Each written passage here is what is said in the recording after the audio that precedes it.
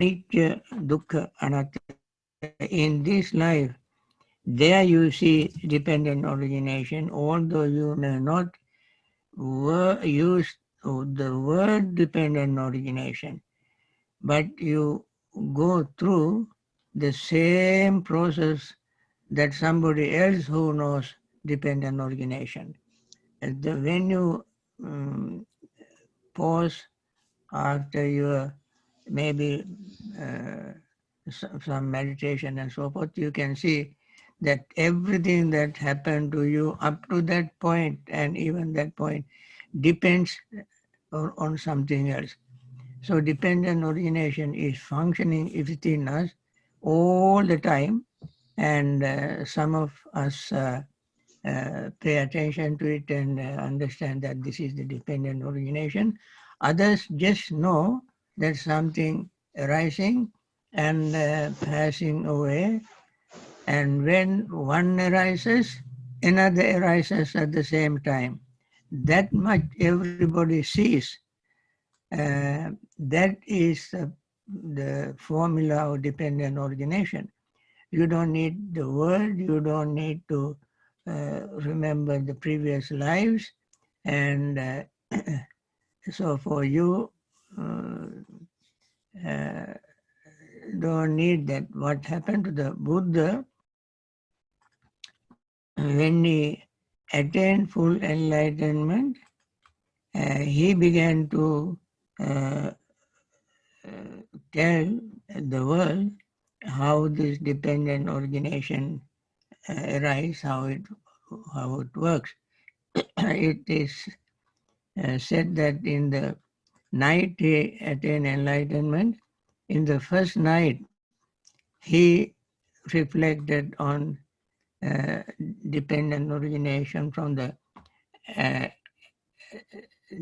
ascending order, and in the second night he reflected on dependent origination in the descending order, and then in the last watch of the night he reflected on both ascending and descending order of dependent origination. That is very special knowledge that Buddha gained. But after that, so many people attain enlightenment. They all did not do that. They simply followed the Buddha's advice to pay attention to what they experience right now in this very life. At that moment, the person practices meditation. And then the person will see how things arise and how things pass away. Then they can compare that knowledge with dependent origination. Previously, you don't have to have this knowledge. Thanks, Bhante, for the explanation. May I ask another question? Yeah. So in the Satipatthana Sutta, in the Majja Sajjani Do, the noble truths of the past, the four noble truths of the past, Buddha mentioned the right concentration, the sammasamadhi. So here sammasamadhi, does it refers to jhana, or because Bhante just mentioned it's not a prerequisite for the jhana, neither. So I'm just wondering here, what does sammasamadhi refers to? Sammasamadhi definitely is the four stages of jhanas. It is very clearly explained in the discourse, and therefore we don't have to doubt about it. Sammasamadhi is first attaining first jhana, second jhana, third jhana, and fourth jhana. That is sammasamadhi. And that sammasamadhi must be supported by sammasamadhi. Sammasamadhi is supported by vyama, and this is how sammavyama's right effort, right mindfulness, and right understanding. These three are the most important factors of the Noble Eightfold Path. To have right mindful, right concentration, you have to have right effort, right mindfulness, and right understanding. So, right samadhi or sammasamadhi explained in terms of 4 jhanas. But when one practices meditation, one would come to the level where one can overcome hindrances, and that moment the person gain good concentration. That is not necessarily the 4 jhanas, but that concentration is also very powerful concentration to see anicca, dukkha, anatta more clearly, and therefore sammasamadhi, 4 samadhis are not necessary prerequisites for attaining stream entry.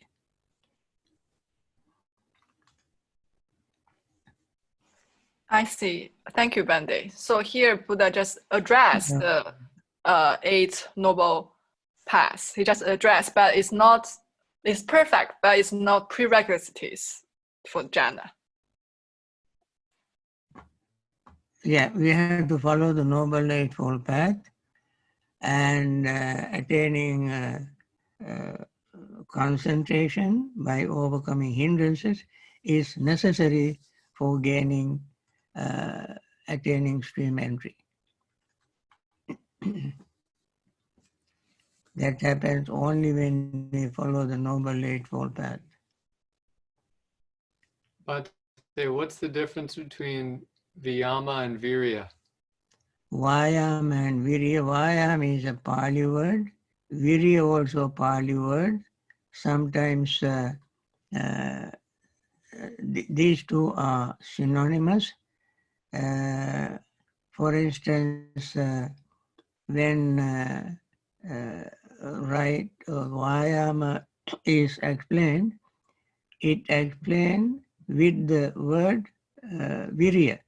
For instance, I tell you in Pali, anupannanam papakaranam akusalanam dhammanam anupadaya chandanyaneti vayamati viriyang arabati chittam pagannati padati. To prevent from arising of unarisen, unwholesome mental states, one must have a desire, one must strive hard, and then make effort, and make the determination, chittam pagannati, make the firm determination. And these are the qualities of samma vyama. Vyama and viriya both are synonymous. 10 o'clock.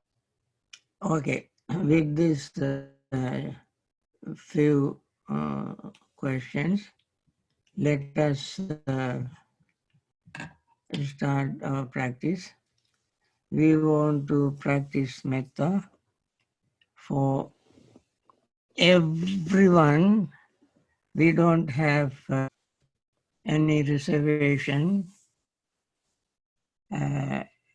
any second thought, but with wholeheartedly we must practice metta for peace and happiness of all beings.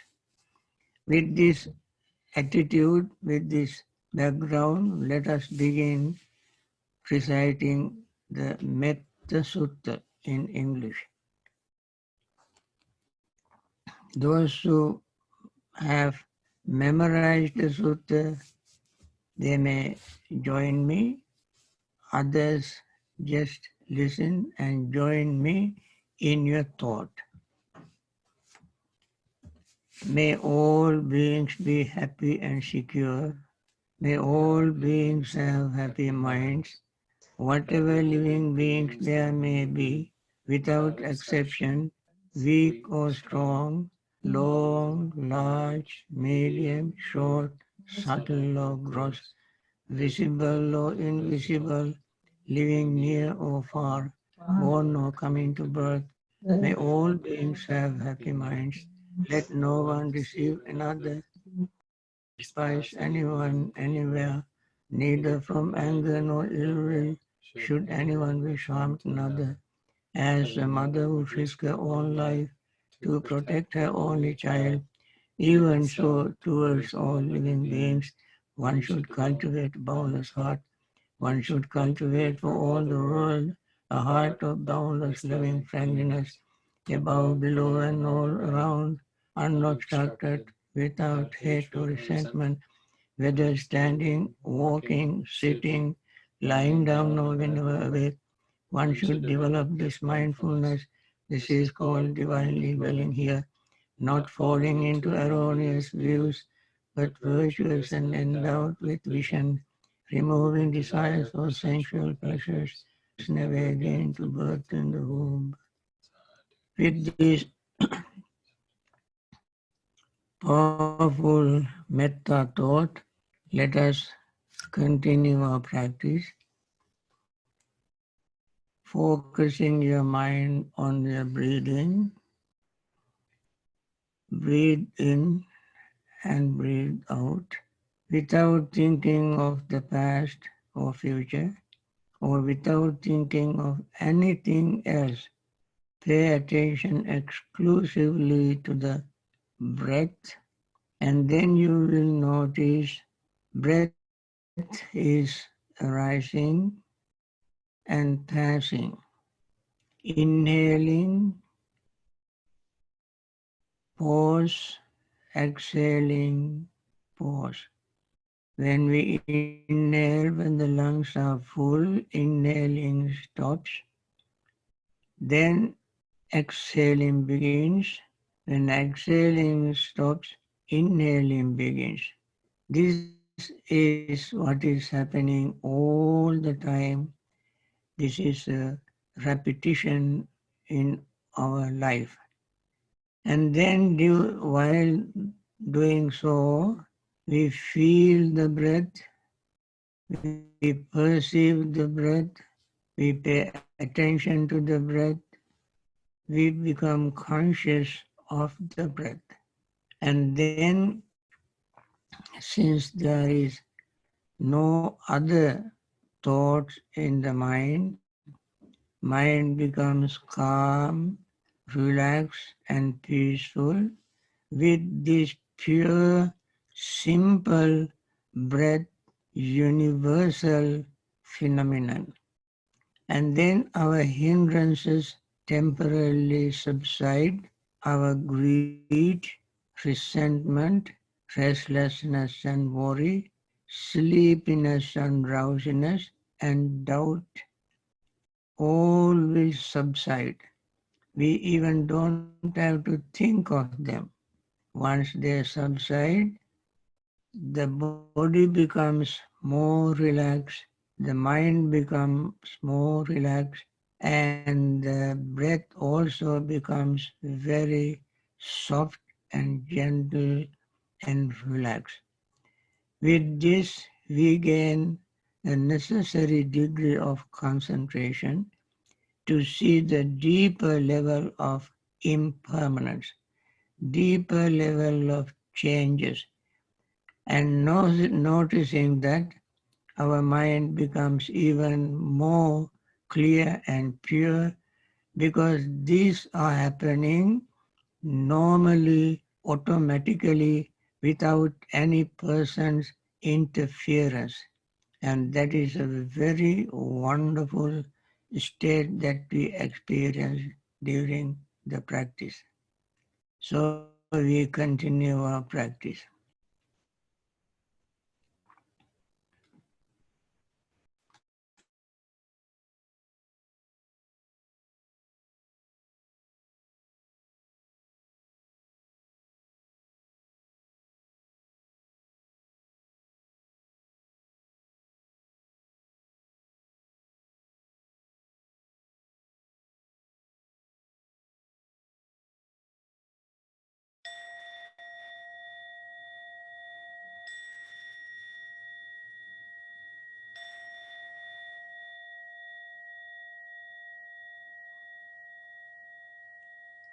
Dukkha patta ca nidukkha, bhaya patta ca nibhaya, soka patta ca nisoka, hontu sabbe pipanino. May the suffering be free from suffering. May the fear struck be free from fear. May the grieving be free from grief. So too may all living beings. With this earnest wish, after this meditation, cleaning our mind with very deep sense of gratitude, metta, mindfulness, clarity and purity of our mind, let us wish all those who are in pain, suffering, to be free from suffering. May all of them, all of those who are supporting them, medical people, advisors, experts, hospitals, all the facilitators, everyone supplying food, medicine, and whatever they do to help these people, may all of them be free from afflictions. May all of them return to good health and continue their wonderful service to these people, and these people suffering from this be all free from suffering. May all return to normal, regular work and finally attain Nibbana.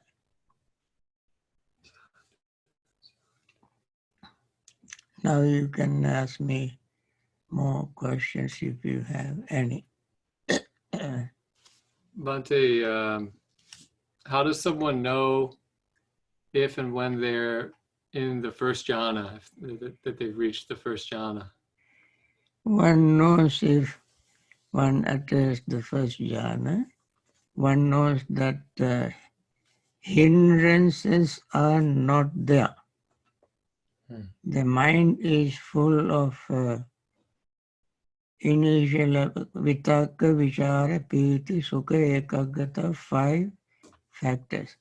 5 factors eliminated and 5 factors are present.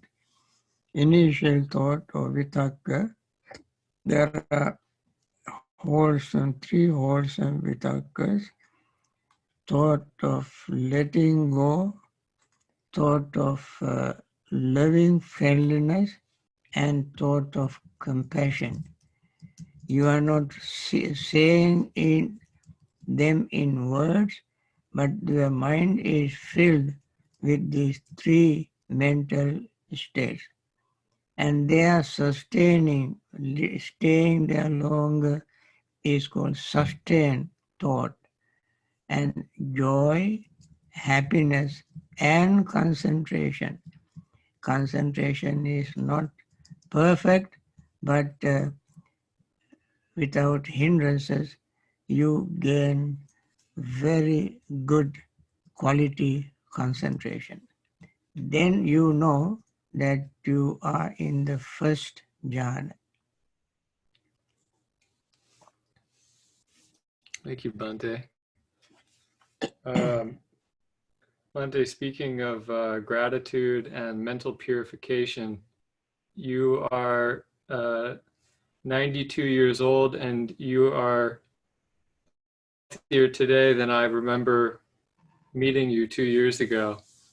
What are 3 to 5 things that you would recommend everyone to make time for in their daily schedule? I recommend everybody to get up early morning and then meditate.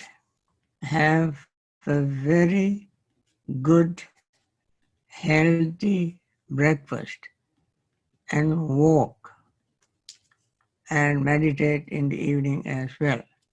So I don't think everybody can follow this instruction, these steps.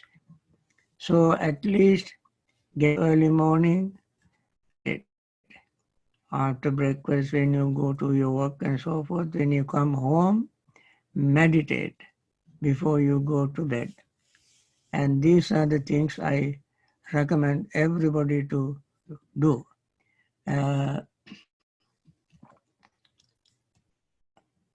Always remember to avoid all junk food if possible and eat moderately and sleep moderately and make all these things moderately, then avoid drinking alcohol, drinking, smoking, and taking all kind of illicit drugs and so forth.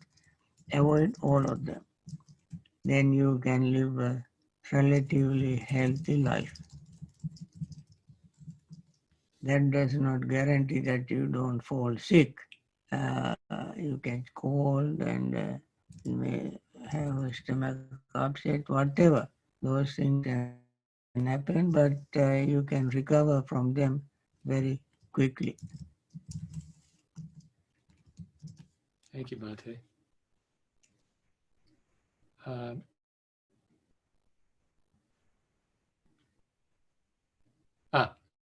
Can you please explain correct use of right effort? Correct use of right effort. I mentioned there are 4 kinds of right efforts to prevent prevent from getting angry, becoming jealous, having fear, tension, anxiety, worry, and so forth. This we should try not to allow our mind to invade our minds. That is number 1 effort. Then, in spite of your wish, earnest wish, effort, they may arise in the mind because of your habit. And then make effort again to overcome them. When these 2 stages are followed, then the 3rd stage is arouse wholesome mental state like loving friendliness, compassion, appreciative joy instead of jealousy, and equanimity, and friendliness, and make the mind calm, relaxed through practice of mindfulness, concentration, meditation. Once you started this, then you make effort to maintain this schedule of wholesome thought, wholesome word, and wholesome deed. And to make the schedule, you have to make an effort. These are the 4 steps of making right effort. Okay, another question. Very good, Bhante. Let's see. is there any specific reason why we need to practice anapanasati meditation during this time for the greater good of all, or can we practice vipassana meditation? I must say, anapanasati is vipassana meditation. Unless you gain concentration, you see rising and falling, rising and falling, rising and falling of your breath. In anapanasati, you will definitely see rising and falling, rising and falling, seeing rising and falling, and rising and falling your feeling, perceptions, thought, and consciousness all come together when you practice anapanasati, mindfulness of breathing. There you practice what you call mindfulness or sati or vipassana. And then through this practice, when everything is in equilibrium, and so just like when you go on an airplane, there is a cruising elevation. Everything is functioning very smoothly. You gain concentration.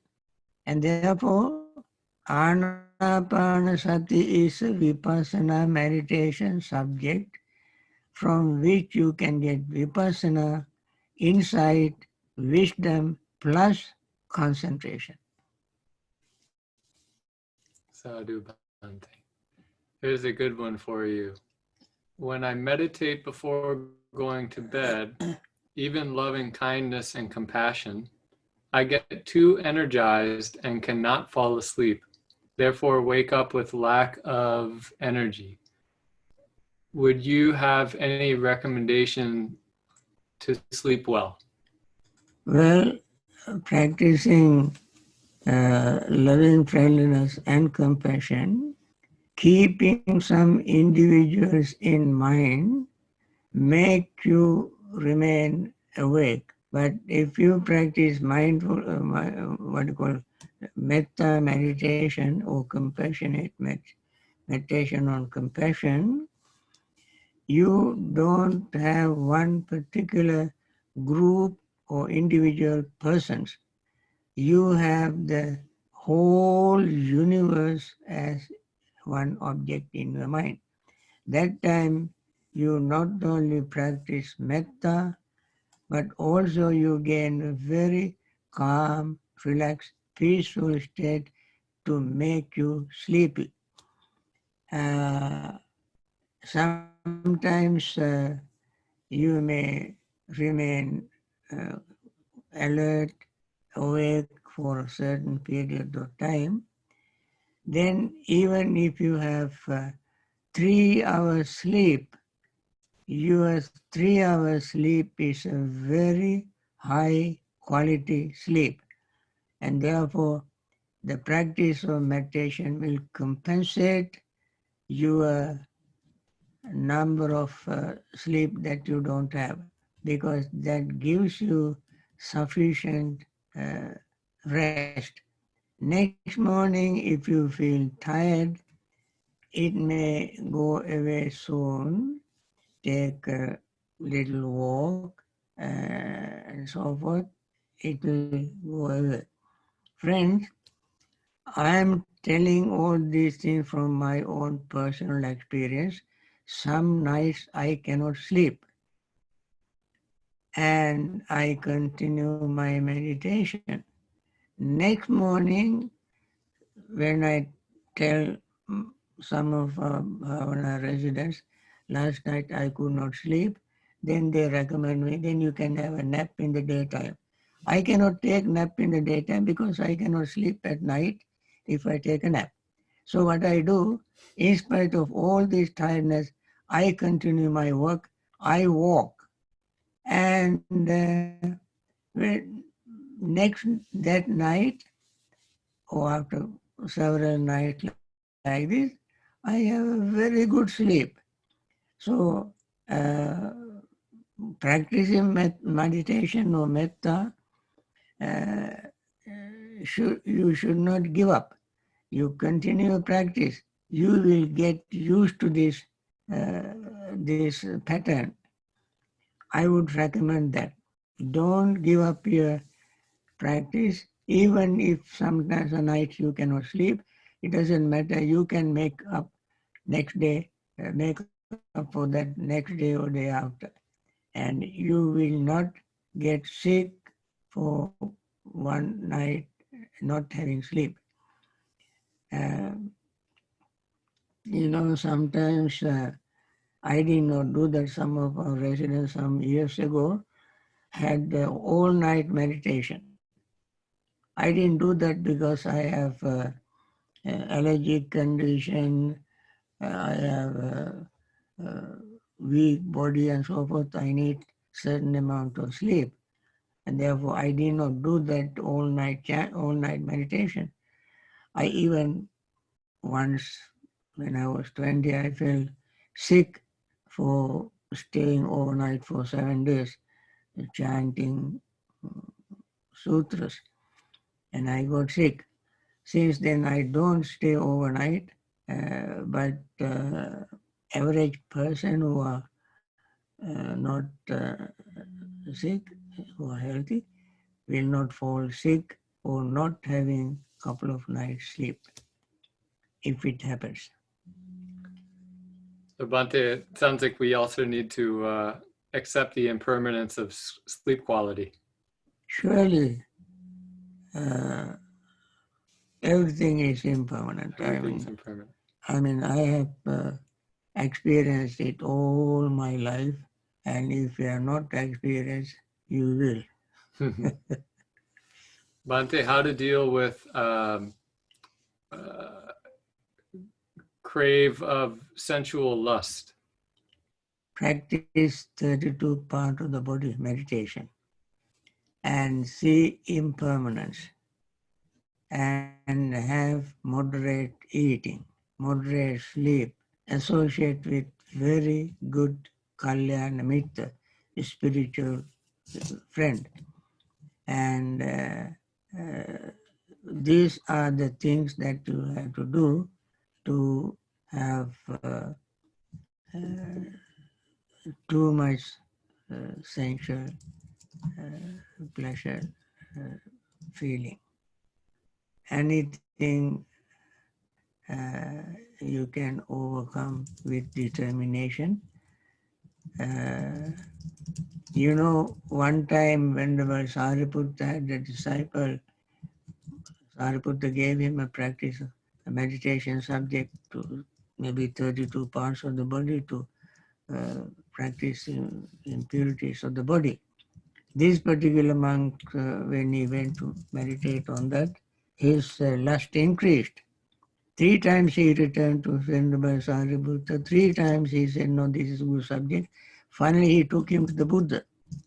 When Buddha gave him a lotus flower and asked him to stick in the ground and gazing at it, asked him to meditate. While he was meditating, looking at the lotus flower, the flower slowly withered and faded and color disappeared and stalk bent, the flower bent and dead and fell on the ground. Seeing this, he understood impermanence of everything. Then he attained enlightenment. Now, seeing impermanence is the wonderful subject. I don't have time to talk all this right now, but slowly and slowly, I repeat every day, little by little, you may be allergic to hearing impermanence, but I had to repeat that again and again. That is one subject you will never ignore, never forget. Well, one more? Yeah. Bhante, this question is about how to deal with loneliness. And I think a lot of people are experiencing that, secluded and quarantined in their homes in this time. And that is why I said use your meditation, read Dhamma books, and you can have online discussion with your friends. These just like this Zoom or some other, what do you call, what is the other device? Skype, maybe? Skype, yes. Something like that you use to talk to your friends. And you inside your home or apartment, do some walking meditation. Listen to Dhamma talks, listen to Dhamma chanting, and you may have your favorite Dhamma songs. Some people listen to all kinds of music. They might do, I think they have all sort of things available online, especially these days because of this COVID-19. Many people came up with various creative ideas, and they do all these things. You can utilize your time by participating in these activities, but above all, do your meditation. Then every day your time will pass very quickly without your noticing. Sadhu, Bhante. Okay. Okay. Lunchtime. Yes, friends, once again, I want to wind up this session, and I'm so happy that so many people are participating and meditating with us together. We all create such a powerful spiritual energy to reduce this nasty virus and bring the world to normal, healthy state. Thank you. See you Sadhu, this evening. sadhu. Thank Sadhu, you, sadhu. Bhante. Thank you, See you later. Bhante. Thank you. Bhante. Sadhu. Thank you, Bhante. Sadhu, sadhu, sadhu. Sadhu, sadhu, sadhu.